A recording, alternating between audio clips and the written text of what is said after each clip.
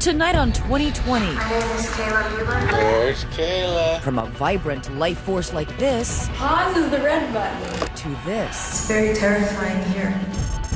A young American woman devoted to helping others, kidnapped into a living hell by ISIS.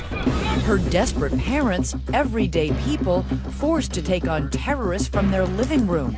We need to do something. They're not going to bring Kayla home. Mom and Dad, I am still remaining healthy. Because they say the U.S. government and various humanitarian groups failed them. Somewhere in a boardroom, they decided to leave our daughter there. You must have been crushed. Our government slammed that door. Tonight, we're taking you inside the extraordinary story you've never seen before. If you fail to meet this deadline, we will send you a picture of Kayla's dead body. A family never giving up, and now revealing a secret the world never knew. This is a plea for Kayla's life. We are doing everything we can to get you home. The girl left behind. Good evening, I'm Elizabeth Vargas. And I'm David Mueller. Right here tonight, the stunning result of a 2-year ABC News investigation. Parents who say they've stayed silent too long, and only now are they revealing how they had to take on not only ISIS, but they say the U.S. government to try to save their daughter. The only American woman being held in secret by ISIS. It's a story of inspiration, but also of two parents' outrage and heartbreak. Tonight, they're telling their story to Brian Ross, reporting on the girl left behind. A summer morning 3 years ago this month in Prescott, Arizona. Monday morning at about 4 or 5 a.m. Her friends had called to say their 24-year-old daughter, Kayla, had gone missing. They called us and said, they weren't really concerned, don't worry. Marcia and Carl Mueller soon learned from Kayla herself that there was plenty to worry about. My name is Kayla Mueller. I need your help. It's very terrifying here. And then it went blank. Kayla had been captured by one of the most brutal terror groups the world has ever known, ISIS. You just go into almost a catatonic state, I think. You just can't even stand up. Carl owned an auto repair shop. Marcia, a former nurse. Nothing prepared the Muellers for what was about to happen. The scary, secret world they were about to enter. This kind of thing tears people apart. As the world would later watch the brutal murders by ISIS of 3 young American men. I'm Barack Obama. The plight of a 4th American hostage, Kayla, was kept a closely held secret. Obviously, the White House doesn't want this to all come out. Tonight on 2020, the Muellers are coming forward to tell the story of how they fought for Kayla's freedom. Kayla is not your enemy. The messages and emails with ISIS in Syria and the Muellers in Arizona, never seen or heard before tonight. Sir, I am coming to you with a mother's heart for the love of her daughter. Would your staff negotiate for Kayla? And the people the Muellers now say failed their daughter, including prominent humanitarian organizations and the Obama administration. The president could have been a hero, and he chose not to be. Look at her. There's our little girl. So we're gonna name her Kayla. Kayla? That's a pretty name. Hey, Kayla. We weren't supposed to have Kayla. We were told no children, and suddenly, we're going to have this young little girl. She was a really happy little kid and loved living, loved being in the world. And She taught herself languages. She taught herself how to play the guitar. She taught herself how to write music. She was very intelligent, very intelligent. I hope I never forget that everything happens for a reason and that nothing should be a regret. She just always had such a compassion for everybody around her. Kayla felt suffering in her heart, and it was as if it just seemed natural. She was supposed to help. After college, Kayla was drawn to the Middle East. Much like the young Syrian boy whose image caught the world's attention this month, there were thousands of children who Kayla sought to help. And she met the Syrian man who was there. His name was Omar. and Kayla joined him in the ancient town of Antakya, or Antioch, in Turkey, about a half-hour away from war-torn Syria. Amidst a local celebration at the Antakya airport, we met up with two of the people who worked with Kayla and became her close friends, a mother and daughter, Aruba and Hala Barakat. You hear that there's an American who has left everything, and she came just to help out refugees and Syrians in particular. That was very inspiring, honestly. Many Syrians live there. The Barakats helped us to retrace Kayla's steps in the neighborhoods where she worked, with women and children whose husbands and fathers had been killed or left behind. And was she making a difference in the lives of people here? Yeah, just saying Kayla's name in front of them, they smile. As long as she stayed here in Turkey, Kayla's parents were confident she was safe. Safe until Omar asked her to go along on a quick trip across the border into Syria to the city of Aleppo to help him install communications equipment for a hospital run by the humanitarian group Doctors Without Borders. I told her, no, you shouldn't go. You tried to talk her out of it? Yes. I told her it's very dangerous. She was like, don't worry, we have a lot of people with us. We'll just go, fix everything in the hospital and then come back. It was at a time when safety concerns in the region were mostly about the cruelty of the Syrian government, not ISIS. At that time, ISIS wasn't even heard of. It was just the Assad regime. And I said, Kayla, this is not your war, and these are not your people. You don't need to die for this. Kayla and Omar crossed into Syria at this border checkpoint. At that time, no other humanitarian aid worker had been kidnapped. It was August 3rd, 2013. And less than 24 hours after leaving here, Kayla Mueller would be plunged into what can only be described as a hell on earth. Captured, imprisoned, tortured, raped, taken as a slave by the leader of ISIS. He's raping America. Next, how this courageous young American from Arizona remains strong in a place where others lost hope. Know I am also fighting for my side and have a lot of fight left inside of me. As her parents face the looming deadline to save her. Every day to us is a critical time. Every hour.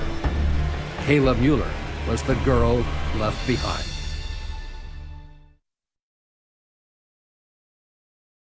"2020 continues with The Girl Left Behind." My dear, dear Kayla, it has been 2 days and 5.5 hours since we received the call that you were missing. Every day that Kayla was missing, her mother, Marcia, would go into her daughter's empty bedroom and record the day's events. So when Kayla came home, she would know what had happened. We are staying strong and positive for you, and we are asking God for a miracle and counting on it. My name is Kayla Mueller. But her parents saw the fear in her face I've been here too long and I've been very sick. when ISIS sent this 10-second video as proof they were holding her. It's very terrifying here. No one yet knew or could even imagine just how brutal ISIS could be to its hostages. Fear. It's fear of unknown. You don't know what is going to happen. As her fellow female hostages now describe it to 2020, it looked something like this. ISIS was holding Kayla in a 12-foot by 12-foot room with a single light bulb hanging from the ceiling. There was a little bit of light coming by this small vent, but that was it. It was cold, dirty. Kayla had been in captivity for 6 months when ISIS brought in 3 more female hostages. They gave us black abayas, dresses, and niqabs to cover our heads and faces. And always in the background, There was this music, the jihadi songs, and they played on and on and on. for the first time tonight, 2 of Kayla's former cellmates, Frida Saeed and Patricia Chavez, are talking publicly about what happened to Kayla and them at the hands of ISIS. We realized that they were actually killers, that they would enjoy killing us. We brought the 2 women together in Stockholm, Sweden, where Frida now works. Both women were staff members for Doctors Without Borders, kidnapped after Kayla. The prison they shared with Kayla was located outside the ISIS headquarters city of Raqqa, in what they thought was an oil refinery, in this building in the complex. Kayla was happy to have company when they arrived. She'd been kept mostly in isolation, but still holding out hope. She was amazing. She was a really strong girl. She had a strong faith that gave her a lot of strength. Do you think Kayla was treated any more harshly because she was an American? I think it was clear that they hated Americans more than other nationalities, yes. They would scream at her and they would, blame her for everything that America has done in the world. And I'm back because of your arrogant foreign policy towards the Islamic State. Their ISIS guards were led by the British recruit who would later be dubbed Jihadi John, as he carried out the beheadings and murders of at least 10 hostages. The hostages called him and the 3 other British guards the Beatles, but there was nothing fun about them. They caused so much pain to me and to others. Sometimes taking the women to another room alone, shining a bright light in their face, and demanding sensitive, personal information. An emotional low point. It was important not to break in front of them. But then, behind closed doors, we had our moments. At other times, Kayla was taken to the room next door, where the male hostages were being held, paraded in front of them by Jihadi John. Hostage Daniel Rai, a Danish freelance photographer, recalls how Kayla stood up to the brutal ISIS guards. One of the Beatles started to say, something, oh, this is Kayla and she's been held all by herself and she's much stronger than you guys and she's much smarter and she converted into Islam. And then she was like, no, I didn't. What? She said that? Yeah, I did not convert. Daring to correct the violent Jihadi John. That surprised you? It surprised me a lot. I would not have had the guts to say that. I don't think so. And Rai says Kayla and another American hostage, journalist Stephen Sotloff, figured out a way to pass letters back and forth, creating a makeshift game of Trivial Pursuit. Was it dangerous to be moving these letters back and forth? Of course it was. But she did it, Stephen did it? Yeah. If I've been by myself at her place, I would probably say no letters. It's too dangerous. Back in Arizona, Kayla's parents held out hope that ISIS would treat an aid worker gently, that one of the humanitarian groups she was connected to would help negotiate her freedom. But that did not happen. No one would claim her, so they assumed she was a spy. And we found out that her fingernails had been pulled out. Her hair had been shaved, and that she had been tortured. And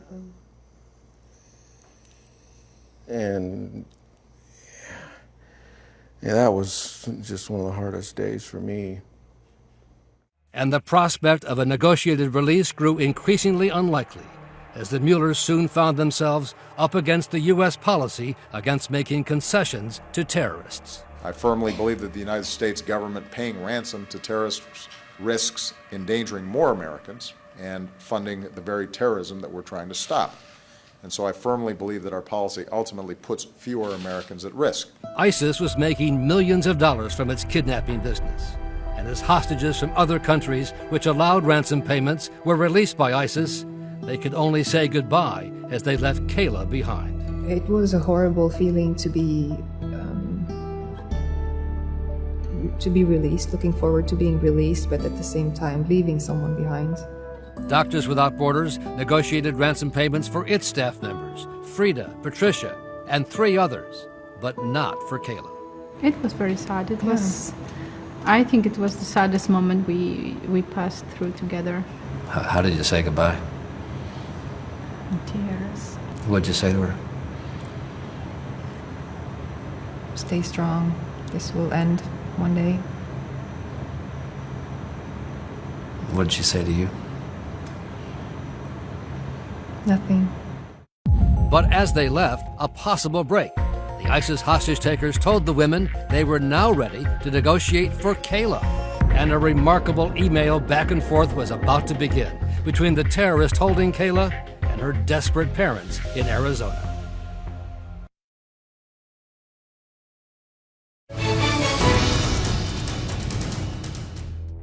Everyone, if you are receiving this, it means I am still detained. The voice isn't Kayla's, but the words are, coming from the secret ISIS prison where she was held in the Syrian desert. Please know that I am in a safe location, completely unharmed and healthy. Put on weight, in fact. After 8 months of silence, Kayla's words now appeared in a letter in her handwriting, smuggled out by the women from Doctors Without Borders who had been released. Know I am also fighting for my side in the ways I am able and have a lot of fight left inside of me. Not only was she alive, she was strong still. Do not fear for me and continue to pray. All my everything, Kayla. But with no way to contact the kidnappers, the Muellers could only wait for the next step. Unaware that officials at Doctors Without Borders, at their headquarters in Brussels, had purposely withheld for almost 2 months that very contact information brought out by Kayla's fellow hostages. The women were given this email to negotiate for Kayla and didn't even give it to us, much less do anything to help her or help us. We could not share with you out of safety concerns for our staff.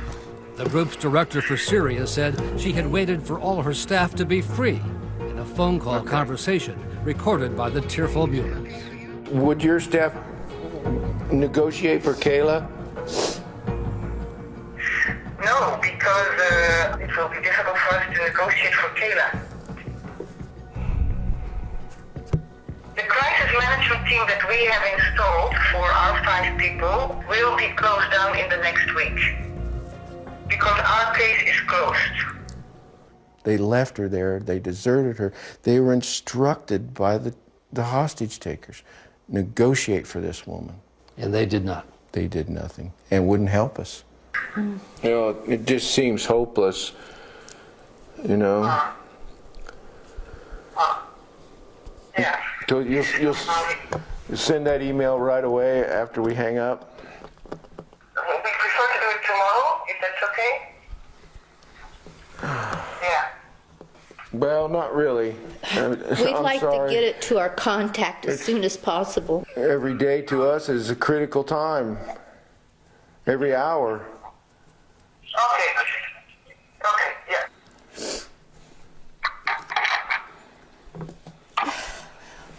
Got an email.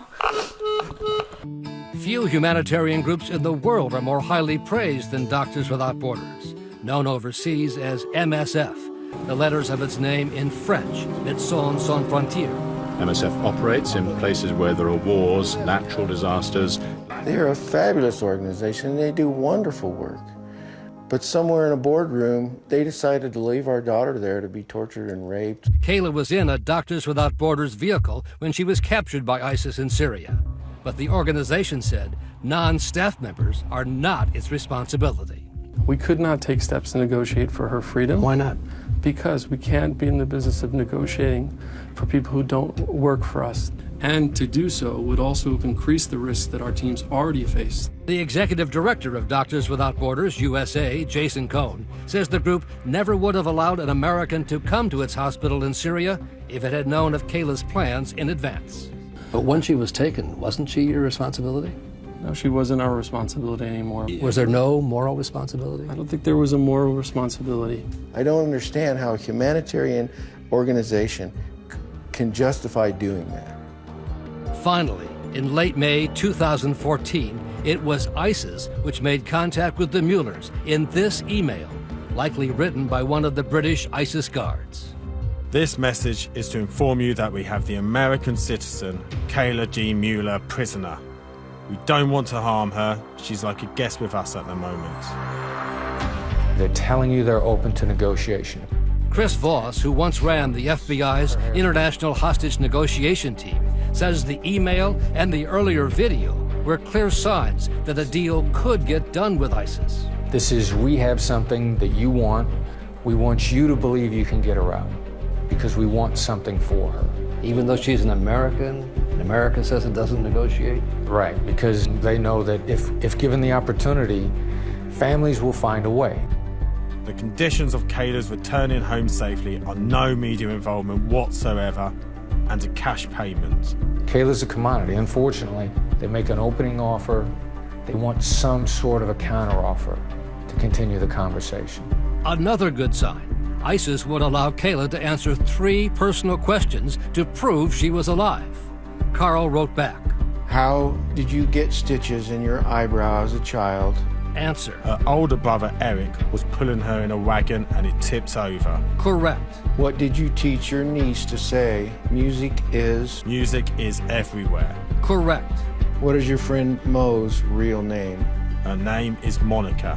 All correct. It was Kayla. Mom and Dad, I am still remaining healthy.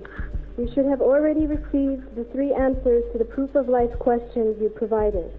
Even better than the emails, a follow-up with Kayla's actual voice, laying out the kidnappers' latest demands, including the release of a Pakistani woman being held in a U.S. prison. Those detaining me are demanding an exchange of Dr. Afia Siddiqui's release for my release. If this is not achievable, they are demanding 5 million euros to ensure my release. Goodbye. They're saying she can still be released. Working with Kayla's former campus minister, Reverend Kathleen Day, the Muellers began what would be a remarkable exchange of some 27 emails between the Arizona couple in their kitchen and the terrorist holding their daughter in Syria. They were focused every day, every waking moment, every sleeping moment, on what they could do to get Kayla back.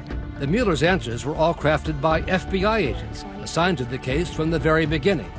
And Reverend Day began to be worried by what other aid groups had told her about working with the U.S. government in hostage situations. What was the concern? That if you worked with the State Department, that you'd never get your people out. And soon the Muellers began to have their own doubts. You asked to meet with President Obama. He refused. We did meet in the White House with many high-ranking officials, but he did not see us. And no one in the White House told them what was about to happen. U.S. Special Forces, which had carried out a number of successful high-risk rescue missions like this one, had been authorized to launch a secret July 4th rescue operation for Kayla and some 18 other hostages. It turned out that the hostages were no longer at that location. It was a dry hole. They just missed them. I deployed an entire operation at significant risk to rescue not only her, but the other individuals that had been held, and probably missed them by a day or two. 1 week later in Arizona. We got a nasty email from ISIS that said, because of what your arrogant government attempted to do, your daughter has 30 days to live. If you fail to meet this deadline, we will send you a picture of Kayla's dead body. It was Kayla's birthday that was the deadline for them to kill her. This will be our first act of revenge taken for the miserably failed and unsuccessful attempt by your arrogant government to free their prisoners. Now the Muellers had just 30 days to raise the money and get it to ISIS, and even harder, overcome the U.S. government efforts to stop them. It's a family's darkest hour. Kayla's life hung in the balance.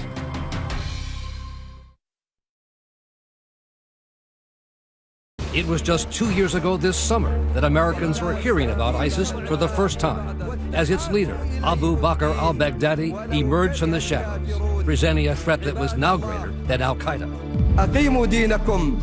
But there was no mention in the news of the American hostages, Kayla Mueller, James Foley, Stephen Sotloff, and Peter Cassie. Their plight remained a closely guarded secret. My name is Carl Mueller. This is my wife, Marcia. As the 30-day deadline for paying a ransom approached, the Muellers recorded this dramatic personal plea, scripted largely by the FBI, and sent to the new ISIS leader, al-Baghdadi. This is a plea for Kayla's life. We are asking for your mercy for Kayla, as we believe you are the only one who can grant us this. These are 2 people that are in the midst of a horrific experience. I beg you not to harm our daughter They can't imagine that they would ever be trying to talk on a camera in a respectful fashion to someone who's likely going to murder their daughter. Our hands have been tied in trying to raise money, yet we continue to do everything within our power to work towards securing Kayla's freedom. Sir, I am coming to you with a mother's heart for the love of her daughter. Her mother's got her hair covered. That's critical. It shows respect. Please, show mercy and use your power to free our daughter. That's the way you buy time. That's the way you keep somebody alive one more day. It seemed to have worked. The deadline for Kayla's execution on her birthday, August 14th, passed with no word of her fate. A sigh of relief and a hope that she had seen this part of the video too. Kayla, we love you. We love who you are, and we admire your compassionate heart and devotion to helping those that suffer.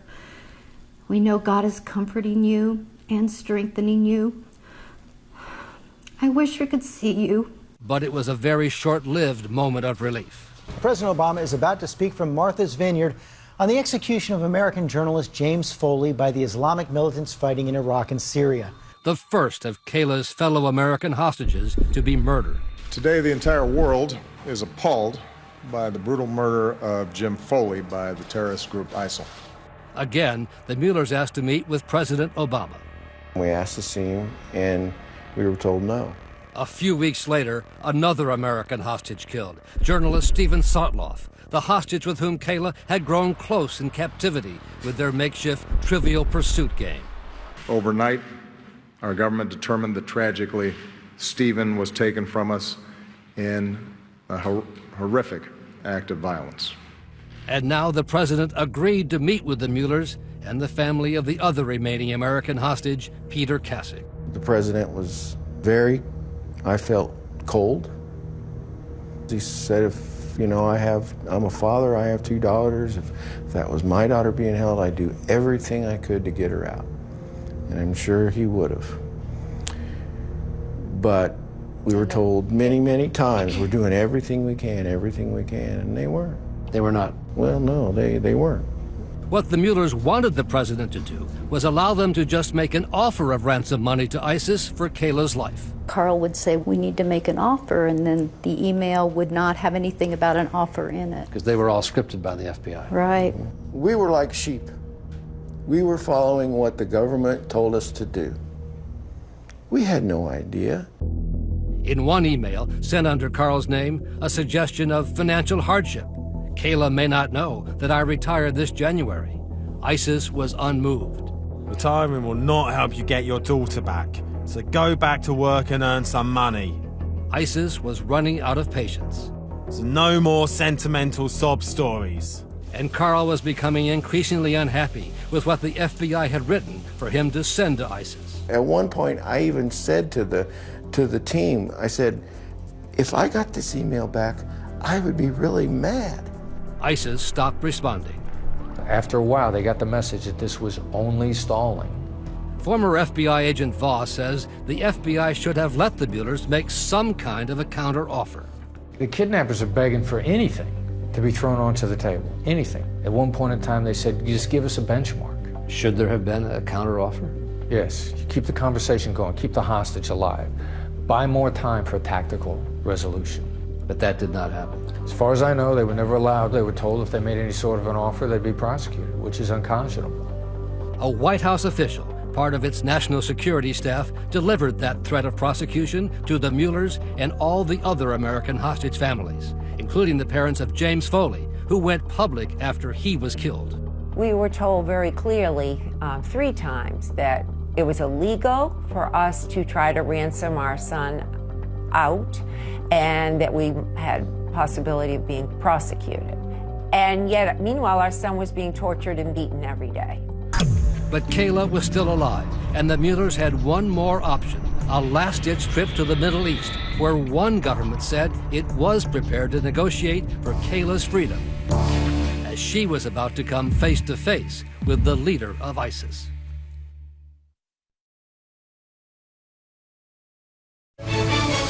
2020 continues with The Girl Left Behind. It was the night before Christmas and all through the house.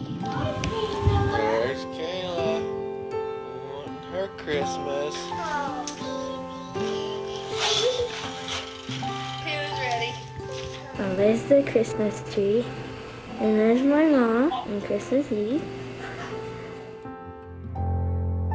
With Kayla missing now for 2 Christmases in a row, the family's only joy came in the letters she had written in captivity. I've had many hours to think how only in your absence have I come to realize the gift that is each one of you.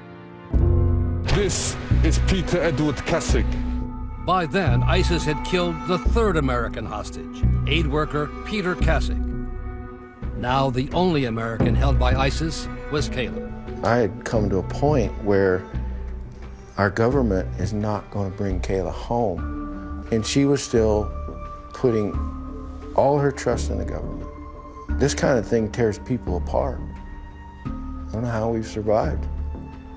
But I remember the argument. Marcia, we need to do something. They're not going to bring Kayla home. The military option to rescue Kayla had failed. The White House had threatened prosecution if they paid ransom. And the emails from ISIS had stopped. Nothing had worked. I know that there are some very talented hostage negotiators in the FBI that knew what they were doing. I see no evidence of their voices in these emails. For example, says former FBI hostage negotiator Chris Voss, his former colleagues should have picked up on the use in the very first ISIS email of the word guest, which has special meaning in the Arab world. You have to protect and defend your guests with your life. This is something huge that they missed because they should have responded with, well, she's not like a guest, she is a guest, and she is your responsibility as a guest. And Voss says the Muellers should have been told there was a legal way to pay ransom if the ransom money might help track down the terrorists. It's been done a number of times with the Department of Justice understanding. So in this case, the U.S. could have allowed the payment of ransom to ISIS for Kayla, under the exception that it would help track them down and be a lure or a bait? Yes, absolutely. So they missed a huge opportunity. I think they did. But the Muellers had one last hope, a government in the Middle East, Qatar, that had served as a go-between with terror groups in gaining the freedom of other Western hostages. We went over there to the Middle East and saw several high-ranking officials. And the last one we met with came into the room and he said, and by the way, I just talked to John Kerry and we don't pay ransom. And he went on to say, I don't understand you Americans. We believe if you can save one soul, it's worth trying. Yet the U.S. government had just used Qatar to broker a deal for the return of American soldier Bo Bergdahl, trading 5 Taliban prisoners for Bergdahl's freedom. The Muellers say they can't understand why the U.S. would not again use Qatar to make a deal for Kayla's freedom. You must have been crushed. One of our last gasps to try to save our daughter, and our government slammed that door. We will never stop working to set our citizens free and bring them home to their families. A spokesman for Secretary of State Kerry said he had worked hard personally to try to gain freedom for Kayla. But as dark and as hopeless as it seemed to the Muellers, they did receive one piece of what was described by the FBI as good news. They told us she had been actually taken out of the prison by Abu Bakr al-Baghdadi, the Caliph of ISIS. They believed she was with a family, that she was safe. So my thought was, oh good, Kayla's able to maybe take care of the children. She's a maid. Nothing could have been further from the truth, as the Muellers later discovered. The so-called family where Kayla was safe was in fact holding her for the leader of ISIS, al-Baghdadi. One day Kayla was taken and she came back and she went under her cover, under her blanket, and just cried, just laid there and cried. And that's when they said he married her. That's the way they put it. Their way of saying he raped her. So. But Baghdadi chose her. But look at the symbolism in that. He's raping America. hostages with Kayla at the time say she remained defiant, and that even when she had the chance to escape, Kayla put others first. This then 13-year-old girl, a member of the Yazidi tribe who wanted to be called Julia, was also being held with Kayla as an ISIS slave. I told Kayla we want to escape, and I asked her to come with us. She told me no, because I am American. If I escape with you, they will do everything to find us again. It is better for you to escape alone. I will stay here. So she stayed behind. Yes, yes.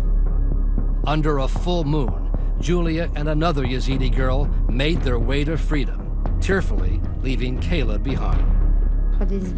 I will never forget her sacrifice. I will never forget. 4 months later, in Prescott, Arizona. My dear, beautiful Kayla, I miss you and love you. Yesterday, Friday, at about 10 a.m., we were called by Barack Barfi. Good evening, and we begin tonight with the breaking He told us it was out on Twitter. The last American hostage held by ISIS. That you had been killed, I believe, north of Raqqa. Tonight, ISIS says that woman, Kayla Mueller, 26 years old, is dead. My eyes are clouding up. Sorry. Still not believing. The horrific people had lied so much and were so evil. Precisely how Kayla was killed remains a mystery, and the Muellers refused to believe she was dead until ISIS, a few days later, sent 3 photos of Kayla's body. I just kept still writing to Kayla. Hey, sweetheart, have so much to share. You, young lady, have taught me so very much.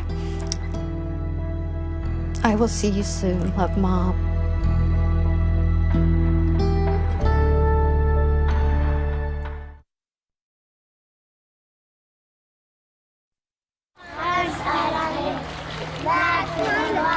My immediate reaction is heartbreak.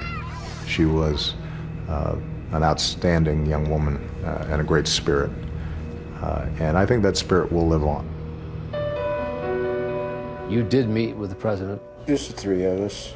He was sincere and apologetic and so sorry and this, that, the other. He asked what he could do for you. And I said, Mr. President, I'd be remiss if I didn't give you the opportunity to support Kayla's foundation. And he said, I will help that foundation. He says, you won't know. It'll be an anonymous donation, but I will. I'm still waiting. There hasn't been such a donation? No. I'm still waiting for that donation, Mr. President. And you see the flag at my driveway. It's not something I take lightly, talking about our president that way. But that's what he said. The White House confirmed in 2020 that the president has indeed not yet made the donation he promised 18 months ago. For the Muellers, the foundation they created, Kayla's Hands, is so important.